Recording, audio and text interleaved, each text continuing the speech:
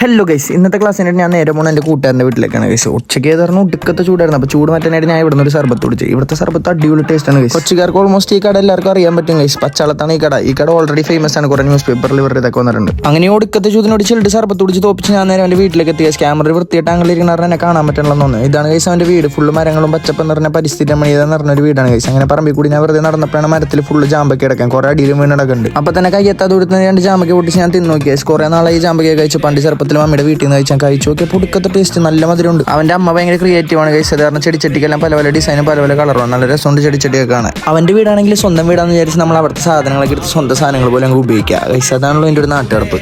അങ്ങനെ ആവശ്യത്തിൽ സ്വന്തം വീട്ടിലെ സാധനങ്ങളാന്നൊക്കെ പറഞ്ഞ് ഗെയിം കളിച്ചുകൊണ്ടിരിക്കുമ്പോഴാണ് അപ്രതീക്ഷിതമായ സംഭവം പെട്ടെന്ന് സംഭവിച്ചത് ഗൈസ്.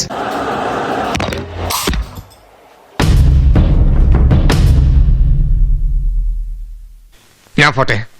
അപ്പൊ ഇന്നത്തെ വീഡിയോ ഇത്രയുള്ളൂ ഗൈസ്. അയ്യോ പറയാൻ മറന്നു, ഇതാണ് ഗൈസ് അഖില. അപ്പൊ ശരിക്കും ബൈ ബൈ.